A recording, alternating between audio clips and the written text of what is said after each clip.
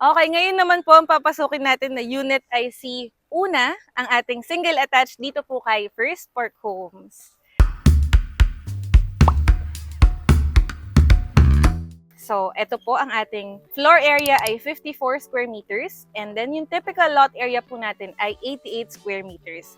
Typical, ibig sabihin, ito po yung standard size pero syempre meron po tayong mga other una units na mas malaki po yung lot size.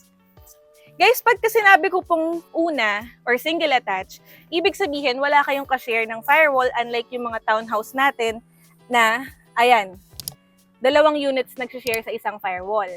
Dito guys, yung una single attached, ito na po yung sarili niyang firewall. Tapos, explain ko lang po, yung katabing unit natin ay una din. So, ganito rin yung magiging katabi niya, parking space ng kabilang una. Ganyan. So, sana na-visualize nyo, no? So, ito, imagine niyo una rin yung katabi niya, so firewall. In terms of parking space, kasyang-kasya po ang SUV at van dito. SUV or van, kasi hindi magkakasya yung dalawa. Sedan, any type of vehicle kasya dito. Tapos dito sa likod siguro mga motor na lang or e-trike. Pasok na po tayo sa loob. Tuloy po kayo. Again guys, lahat po ng units natin dito kay First Park Homes ay fully finished. Meaning, gamit na lang po yung kulang. Tapos pwede na kayong mag-move in. Pwede nyo nang lipatan. So, imagine niyo na lang po walang gamit to, yun po yung actual turnover natin. So, ang maganda po kay single attach, guys, lahat ng side except dun sa may firewall is merong bintana. So, ang dami nating bintana, guys, oh. Tignan nyo. Kaya maliwanag. Tapos, ang lalaki pa ng size ng windows natin. Ang included po sa fully finished, meron na po tayong vinyl planks for flooring, painted walls, tapos yung ceiling, yung provision for lightings kasama na rin po. Sa walls natin, yung mga outlets, provision for telephone wires, cables, internet. Ayan, lahat kasama na guys. So literal po na move-in ready tayo kasi gamit yun na nga lang po yung dadalhin. Dito naman po, for our kitchen, customized to. So ipa-flash ko na lang po sa screen yung picture ng kitchen natin sa una. Pero ito po, pwede nyo siyang gayahin. Kung gusto nyo siya, gayahin.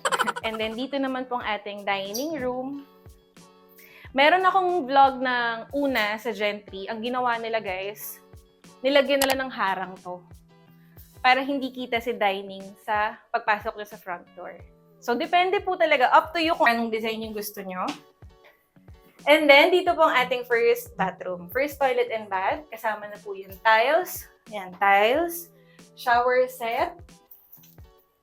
Tapos, mayroon din po tayong toilet at saka sink, yung lavatory natin. Ito guys, design na lang po yung ganitong tiles. Pero, same na same po yung actual turnover, pati yung pintura ng walls, color white.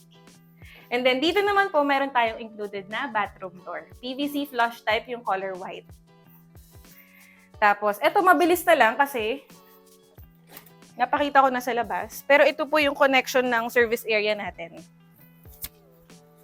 Ayan. Ganito po ko siya kalawak. Dito.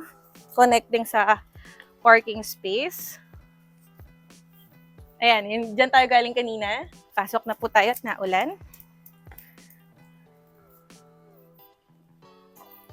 Anyway, yung service area na sinasabi ko kanina, itong sinisilip natin sa labas, pwede nyo siyang gamitin for expansion. Pwede kayong maglagay ng kwarto or i-extend nyo yung kitchen, pwedeng-pwede. Lalo na kung meron kayong mga elderly sa family, so yung mga hindi na kayang umakyat ng hagdan, perfect yung space na yan para maging bedroom nila. Akit naman po tayo second floor. Yung staircase natin guys, ganitong-ganito po. Concrete na po yung steps hanggang taas. Previously kasi, ang concrete lang po na hagdan is hanggang dito lang. Tapos kahoy na po yung paakyat. Ngayon guys, binago na po ni First. So hindi na po siya kahoy guys. Precast na din po yung staircase natin. And also, meron din po tayong hand railings na kasama. So ganito po siya pang turnover. Tapos, dito naman po ang ating second toilet and bath. Same turnover. May shower set, may toilet, and then may sink. Bago lang po yung pintura, color gray na siya ngayon. Pero ang maganda naman po dito kay Una, unlike si Calista natin na townhouse, Dito guys, hindi ka pa nag-expand. 3 bedrooms na siya agad, tapos 2 toilet and bath. So, dito po yung ating first bedroom. Ito parang ginawa nilang meditation room or relaxation room. Yan, pwede niyo po siyang gawing kwarto kasi kasyang-kasya ang single bed. Tapos, dito naman po ang ating second bedroom. Ayan, ang luwag actually ng second bedroom. Pwede kayong mag-double bed dito or queen size or king size. Kaya lang, mako-compromise yung space nyo for cabinets. Ang pwede nyo gawin, hanging cabinets. Or yung mga uso ngayon guys, na nasa taas yung kama, tas sa ibaba, yung parang loft type, taas kama, tas sa baba yung closet or wardrobe. And then dito naman po ang ating master's bedroom. Ayan, ito po ang ating biggest bedroom. Advantage po for una single attached is lahat ng side may windows. And lahat po ng units natin ay, aside po from fully finished, expandable din. So, ito guys, pwede nyo siyang i-expand sa harap, balcony. Kung gusto nyo maglagay ng balcony sa harap, pwedeng-pwede. Tapos, kung gusto nyo i-extend yung dito, lakihan pa yung mga kwarto, ayan, pwedeng-pwede. Kasi hanggang dun po yung space nyo sa may fence. Alright, so ayan po ang ating una single attached. Mind you guys, marami pa po tayong una single attached dito po kay First Park Homes Baliwag.